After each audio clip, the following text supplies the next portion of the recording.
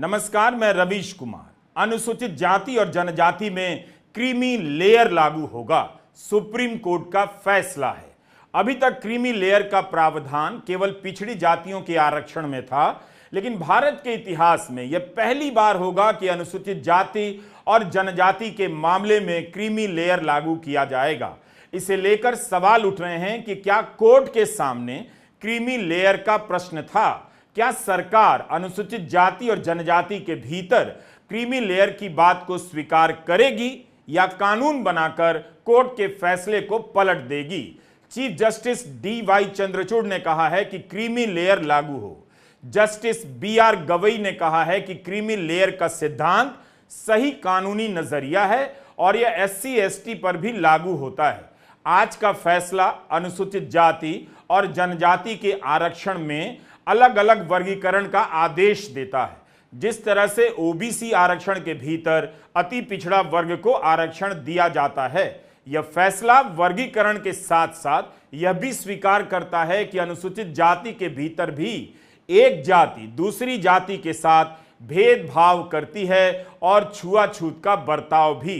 इन्हें समान रूप से देखना ठीक नहीं। लेकिन क्या इसी आधार पर अनुसूचित जाति और जनजाति के भीतर वर्गीकरण किया जा सकता है? सुनवाई के दौरान भारत सरकार की भी यही दलील थी। एक तरह से देखें तो सुप्रीम कोर्ट का यह फैसला भारत सरकार के मनोनुकूल है। उपवर्गीकरण के मामले में कोर्ट का यह फैसला भारत सरकार की लाइन पर है। इसलिए इस बात की संभावना कम है कि भारत सरकार इस फैसले के खिलाफ संसद में कोई कानून बनाएगी। जिस तरह से SC/ST एट्रोसिटी एक्ट के मामले में सुप्रीम कोर्ट के फैसले के खिलाफ केंद्र सरकार ने संसद में कानून बना दिया था। उपवर्गीकरण के मामले को लेकर भी खूब बहस हो रही है। फैसला आज ही आया है तो दावा नहीं कर सकता कि सारे पहलुओं को बिजली की गति से समझकर वीडियो बना रहा हूं। आने वाले दिनों में इसकी व्याख्या जैसे जैसे विकसित होगी, रूप लेती जाएगी, हम वीडियो लेकर हाजिर होते रहेंगे। लेकिन आज हम फैसले और इसके बैकग्राउंड की बुनियादी बात करेंगे और कुछ प्रतिक्रियाओं को भी शामिल करेंगे। Chief justice D.Y.. चंद्रचूड़ की संवैधानिक पीठ का यह फैसला 1 अगस्त को आया है। कहता है कि अनुसूचित जाति जनजाति आरक्षण में जातियों का उपवर्गीकरण किया जा सकेगा। राज्य सरकारें अपने स्तर पर जातियों की सूची बना सकेंगी। राज्य किसी भी उपवर्ग के लिए 100% आरक्षण तय नहीं कर सकते हैं। राज्य को वर्गीकरण करते समय आंकड़ों के आधार पर उचित ठहराना होगा कि अमुक जाति किसी से ज्यादा पीछे कैसे है। राज्य अपनी मर्जी से या राजनीतिक सुविधा से यह तय नहीं कर सकता है। राज्य के फैसले को कोर्ट में समीक्षा के लिए पेश किया जा सकता है। Justice B R. गवई ने अपने सहमत निर्णय में कहा है कि अधिक पिछड़े समुदायों को तरजीह देना राज्य का कर्तव्य है। SC/ST की श्रेणी में कुछ वर्ग ही आरक्षण के बड़े हिस्से का लाभ उठा रहे हैं। जमीनी हकीकत से इनकार नहीं किया जा सकता और SC/ST के भीतर ऐसी श्रेणियां हैं जिन्हें सदियों से अधिक उत्पीड़न का सामना करना पड़ा। इस तरह का डेटा कहां से आएगा कि अनुसूचित जाति और जनजाति के वर्ग में कुछ जातियां 2-3 जातियों से पीछे हैं? जाहिर है इसके लिए जाति की जनगणना करानी पड़ेगी और जनगणना भी। आपको याद रहना चाहिए कि मोदी सरकार ने भारत की जनगणना नहीं कराई है जो 2021 में हो जानी चाहिए थी। तब तो कोविड था, लेकिन इस दौरान कितने चुनाव हो गए। कोविड के बीच भी चुनाव हुए, लेकिन जनगणना रुक गई। वर्गीकरण के सवाल पर भारत सरकार ने अपनी तरफ से कोर्ट के सामने यही कहा है कि SC/ST कोटा के भीतर उपवर्गीकरण होना चाहिए।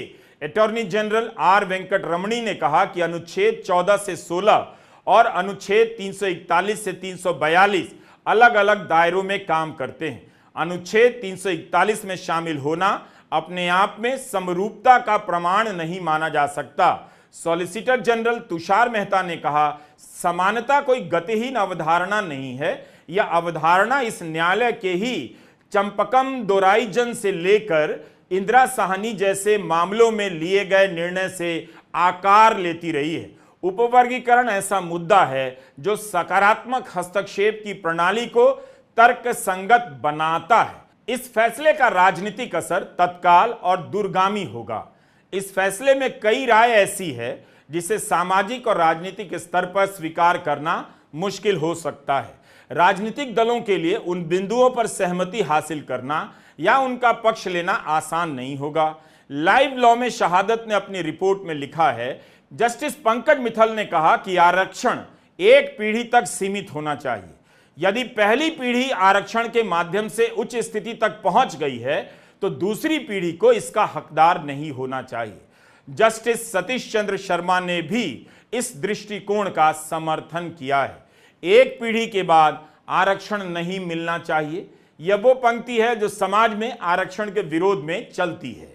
औपचारिक और अनौपचारिक रूप से अदालत का हवाला देकर इसे अब कोर्ट किया जाएगा और फिर आरक्षण किसे मिले किसे नहीं, इसे लेकर विवाद बढ़ता जाएगा। आरक्षण की राजनीति यहां से एक और मोड़ लेने जा रही है। राजनीति ने अपने अपने तरीके से आरक्षण को विवादित किया है, कभी खुलकर तो कभी भीतर भीतर प्रचारित किया है कि आरक्षण का लाभ एक ही जाति या कुछ प्रभावशाली जातियों को मिल रहा है, उसमें भी कुछ परिवारों को मिल रहा है, बाकी को नहीं मिल रहा। इस तर्क का सबसे अधिक इस्तेमाल ओबीसी आरक्षण के विरोध के संदर्भ में किया गया जब मंडल कमीशन लागू हुआ और उसका विरोध होने लगा। लेकिन इस केस का बैकग्राउंड बताता है कि इस तर्क के राजनीतिकरण या राजनीति में इसके व्यापक होने से बहुत पहले 1975 में ही पंजाब में वर्गीकरण कर दिया गया। फिर आंध्र प्रदेश में वर्गीकरण का प्रयास हुआ जिसे सुप्रीम कोर्ट ने रद्द किया और इसी वजह से पंजाब में चली आ रही पुरानी व्यवस्था रद्द हो गई। वहां से यह मामला चलकर 7 जजों की संविधान पीठ तक पहुंचा। एक तरफ सरकार ने उपवर्गीकरण का समर्थन किया है, लेकिन जस्टिस बेला एम त्रिवेदी ने असहमति जताई है और असहमति जताने वाली वे अकेली सदस्य हैं। फैसला 6-1 से आया है। जस्टिस बेला एम त्रिवेदी अपनी असहमति में कहती हैं कि अनुच्छेद 341 के तहत अनुसूचित जातियों की राष्ट्रपति सूची में राज्य द्वारा कोई परिवर्तन नहीं किया जा सकता। संसद द्वारा पारित कानून के द्वारा ही जातियों को राष्ट्रपति सूची में शामिल या बाहर किया जा सकता है। उपवर्गीकरण राष्ट्रपति सूची में छेड़छाड़ के समान होगा। अनुच्छेद 341 का उद्देश्य SC/ST सूची में भूमिका निभाने वाले किसी भी राजनीतिक कारक को समाप्त करना था। अब इससे होगा यह कि बहुत सी जातियां खुद को अनुसूचित जाति में शामिल कराने के लिए राजनीतिक आंदोलन शुरू करेंगी और राजनीतिक वादे शुरू हो जाएंगे। जस्टिस गवई ने लिखा है कि वर्गीकरण के विरोध करने की सोच कुछ वैसी ही है कि कोई व्यक्ति जनरल कंपार्टमेंट में किसी तरह प्रवेश कर जाता है और प्रवेश करने के बाद दूसरे को आने से रोकने की कोशिश करने लग जाता है। जस्टिस गवई ने कहा कि जमीनी सच्चाई से इनकार नहीं कर सकते। अनुसूचित जातियों में भी कुछ जातियां ऐसी हैं जिनके साथ दूसरी जातियों की तुलना में ज्यादा अमानवीय बर्ताव होता रहा है। इस आधार पर अलग अलग जातियों के अनुभव अलग हैं।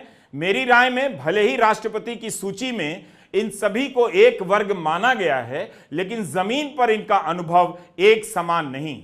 ईवी चिन्नैया के मामले में सुप्रीम कोर्ट का फैसला गलत था। जस्टिस BR गवई ने कहा कि वर्गीकरण का विरोध यह कहकर किया जाता है कि राजनीतिक दल अपने फायदे के लिए इसका इस्तेमाल करेंगे, लेकिन मेरी राय में इस तर्क में कोई दम नहीं है। Chief justice DY Chandrachud, justice BR Gavai, justice Vikramnath, justice Pankaj Mittal, justice Manoj Mishra, justice Satish Chandra Sharma और जस्टिस बेला एम त्रिवेदी की पीठ ने उपवर्गीकरण और क्रीमी लेयर का फैसला दिया है।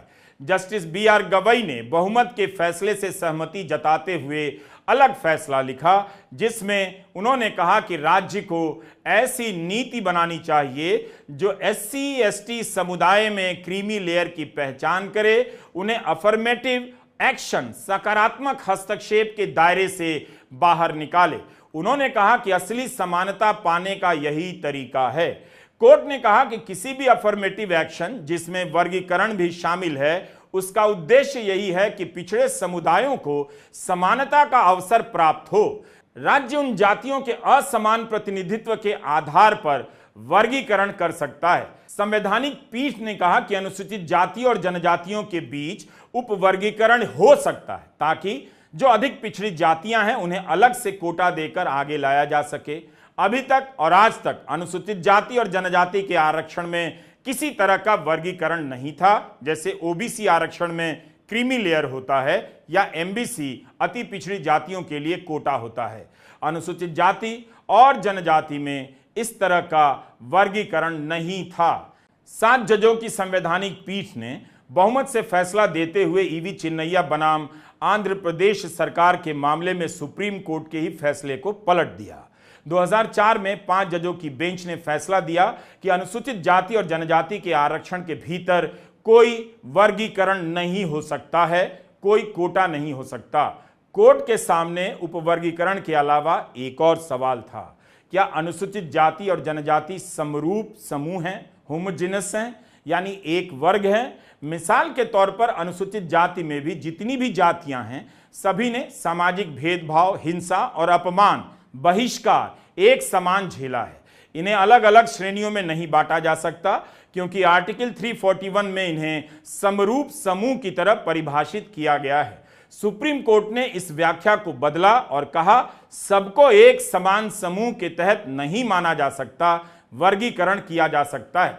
Chief justice D.Y.. चंद्रचूड़ ने कहा ऐसा करना अनुच्छेद 14, अनुच्छेद 341 का उल्लंघन नहीं करता है। लाइव लॉ ने इसकी रिपोर्टिंग करते हुए लिखा है कि सीजेआई डी.वाई. चंद्रचूड़ ने अपने और जस्टिस मिश्रा के लिए लिखे गए निर्णय में ऐतिहासिक साक्ष्यों का हवाला दिया, जिससे पता चलता है कि अनुसूचित जातियां समरूप वर्ग नहीं हैं। उपवर्गीकरण संविधान के अनुच्छेद 14 के तहत निहित समानता के सिद्धांत का उल्लंघन नहीं करता है। साथ ही उपवर्गीकरण संविधान के अनुच्छेद 341(2) का उल्लंघन नहीं करता। अनुच्छेद 15 और 16 में ऐसा कुछ भी नहीं जो राज्य को किसी जाति को उपवर्गीकृत करने से रोकता है। एक ऐतिहासिक महत्व के फैसले को एक साथ कई भाषाओं में आना चाहिए था, लेकिन यह फैसला अभी अंग्रेजी में है, इसलिए अनुवाद में काफी समय लग जाता है। मुमकिन है समझने में भी चूक हो जाए। 8 फरवरी को ही सुनवाई पूरी होने के बाद फैसला सुरक्षित रखा गया।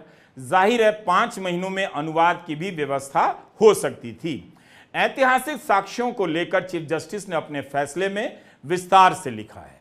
1917 में सर हेनरी शार्प की बनाई डिप्रेस्ड क्लास, शोषित वर्ग की सूची के समय क्या मानदंड अपनाए गए इसके बारे में बताते हैं। इसका उदाहरण वो देते हैं क्यों दलित समाज के भीतर की सभी जातियों में एक समानता नहीं है और उनके भीतर भी आपस में भेदभाव होता है। हमने शब्दशः अनुवाद कहीं भी नहीं किया है, भावानुवाद किया है। Chief justice D.Y.. चंद्रचूड़ अपने फैसले में 1916 में इंडियन लेजिस्लेटिव असेंबली की एक चर्चा का हवाला देते हैं। चर्चा हो रही थी कि शोषित वर्ग में किसे शामिल किया जाए। इस दौरान सुझाव दिया गया कि इसमें घुमंतू कबीलों और आपराधिक घोषित कर दिए गए कबीलों को शामिल करना चाहिए। सर हेनरी शार्प ने अपनी सूची में शोषित वर्ग के अलावा क्रिमिनल ट्राइब्स और पहाड़ों पर रहने वाली जनजातियों को शामिल किया। शार्प ने कहा कि ये जातियां सामाजिक और शैक्षणिक रूप से पिछड़ी हैं, लेकिन जाति के दंश से बची नहीं हैं। इनमें कुछ मुस्लिम जातियां भी हैं, यानी इन लोगों ने भी जातिगत अपमान झेला है, छुआछूत का सामना किया है। इस उदाहरण के साथ कोर्ट यह भी स्वीकार कर रहा है, हमारा सवाल भी है कि कुछ मुस्लिम जातियों ने भी छुआछूत या जाति के दंश का सामना किया। फैसले में इस उदाहरण की व्याख्या आने वाले समय में मुस्लिम आरक्षण के संदर्भ में भी की जाएगी। यह उदाहरण इस बात को स्वीकार कर रहा है कि कुछ मुस्लिम जातियों ने भी छुआछूत का सामना किया, क्योंकि इसी उदाहरण से सुप्रीम कोर्ट बता रहा है कि अनुसूचित जाति और जनजाति ने केवल बाहरी भेदभाव और छुआछूत का दंश नहीं झेला, बल्कि इनके भीतर आंतरिक स्तर पर भी एक दूसरे के साथ छुआछूत का संबंध रहा है। Chief justice D.Y.. चंद्रचूड़ एक और कमेटी का उदाहरण देते हैं जिसने छुआछूत को पैमाना बनाया, मतलब इसी के आधार पर देखा गया कि कोई अनुसूचित जाति है या नहीं, शोषित वर्ग है या नहीं। वे 1932 की एक समिति का हवाला देते हैं जिसका नाम था द इंडियन फ्रेंचाइजी कमेटी। यह कमेटी मानती है कि एक ऐसा वर्ग है जिसके छू देने से कोई चीज अपवित्र मान ली जाती है, वह शोषित वर्ग है, डिप्रेस्ड क्लास है। इसमें आदिवासी और उन हिंदुओं को शामिल नहीं किया जा सकता जो अछूत नहीं माने जा सकते। इस कमेटी की रिपोर्ट में कहा गया है कि छुआछूत की डिग्री में अंतर हो सकता है, किसी के साथ ज्यादा तो किसी के साथ कम हो सकती है। जैसे कुछ जातियों को मंदिर में प्रवेश करने की इजाजत नहीं होगी, मगर कुछ को मंदिर में जाने की इजाजत होगी, लेकिन मंदिर के गर्भगृह में नहीं। यहां जजमेंट में एक उदाहरण दिया जाता है कि मद्रास में किसी अछूत के संपर्क में आने पर तुरंत ही पवित्र होने की व्यवस्था थी। यह अंग्रेजों के समय की बात है, मगर असम में ऐसा नहीं था। यहां पर chief justice D.Y.. Chandrachud Assam के सेंसस अधीक्षक की रिपोर्ट का हवाला देते हैं, जिसमें बताया जाता है कि कुछ अछूत जातियां जो समृद्ध हैं और शैक्षणिक रूप से आगे हैं, वो दूसरी जातियों के साथ छुआछूत का व्यवहार करती हैं। जैसे असम में एक पाटनी जाति के नाविक ने मुची के लिए पतवार चलाने से इनकार कर दिया और कहा कि मुची खुद ही पतवार चलाएगा अगर उसे नदी पार करनी है तो इस तरह से अदालत अंग्रेजों के समय का उदाहरण देते हुए बताती है कि अनुसूचित जाति के भीतर भी छुआछूत का व्यवहार रहा है। उनके भीतर सामाजिक और शैक्षणिक पिछड़ापन एक समान नहीं था, इसलिए ठोस डेटा के आधार पर इनकी पहचान और वर्गीकरण का काम किया जाना चाहिए ताकि उनका प्रतिनिधित्व सुनिश्चित किया जा सके। मगर यह काम होगा कैसे? जाति की जनगणना से, और उस पर सरकार तो कुछ बोलती नहीं। मोदी सरकार हां कहती नहीं। सुप्रीम कोर्ट का फैसला आने के कई घंटे तक बीजेपी और कांग्रेस की कोई प्रतिक्रिया नहीं आई। सीपीएम ने इस फैसले पर वक्तव्य जारी किया है। उनकी ओर से सीताराम येचुरी ने ट्वीट कर कहा है कि सरकार को कोर्ट का फैसला लागू करते हुए अनुसूचित जाति में पिछड़े रह गए वर्गों की बेहतरी के लिए व्यवस्था करनी चाहिए। तमिलनाडु के मुख्यमंत्री एम.के. स्टालिन ने भी कोर्ट के फैसले का स्वागत किया है और कहा है कि यह सामाजिक न्याय के द्रविड़ मॉडल की जीत है। एक आधिकारिक समिति का गठन कर जो डेटा इकट्ठा किया गया था, उसके आधार पर मैंने विधानसभा में एक ड्राफ्ट पेश किया जिसे करुणानिधि की सरकार ने पास किया था। इसके बाद अरुण ततियार समुदाय को 3% आंतरिक आरक्षण दिया गया। स्टालिन ने लिखा है कि यह हमें देखकर खुशी हुई कि सुप्रीम कोर्ट की बेंच ने उस फैसले को सही माना है। तेलंगाना के मुख्यमंत्री ने इसका स्वागत किया है और कहा है कि उनका राज्य सबसे पहले इसे लागू करेगा और मदिगा समुदाय के साथ न्याय होगा। वीडियो संपादित करने, रिकॉर्ड करने से लेकर अपलोड करने तक मायावती और अखिलेश यादव का सुप्रीम कोर्ट के फैसले पर कोई ट्वीट नहीं आया, तेजस्वी यादव का भी नहीं। सुप्रीम कोर्ट का फैसला आने पर राजनीतिक प्रतिक्रियाएं चुप सी लग रही हैं। यह एक तरह से ठीक हो सकता है कि फैसले को पढ़ा जा रहा होगा, समझा जा रहा होगा। डॉक्टर रतन लाल ने कहा है कि क्या इसी तरह ईडब्ल्यूएस कोटा में वर्गीकरण किया जा सकेगा। अब इस केस का बैकग्राउंड संक्षेप में। 1975 में पंजाब सरकार ने एक नोटिफिकेशन जारी कर अनुसूचित जाति के 25% आरक्षण को 2 वर्गों में बांट दिया। आधे वाल्मीकि और मजहबी सिखों के लिए और बाकी अनुसूचित जाति के तहत आने वाली अन्य जातियों के लिए। 31 साल तक ये व्यवस्था चली, लेकिन 2004 में सुप्रीम कोर्ट ने ही ईवी चिन्नैया बनाम आंध्र प्रदेश मामले में इसे गैर कानूनी माना। आंध्र के फैसले का प्रभाव पंजाब पर भी पड़ा। चिन्नैया फैसले के बाद पंजाब सरकार ने 2006 में एक नया कानून बनाया, Punjab scheduled caste and backward classes reservation in services act 2006। इसके सेक्शन 4(5) में लिखा है कि आरक्षण में पहली प्राथमिकता वाल्मीकि और मजहबी सिखों को दी जाएगी।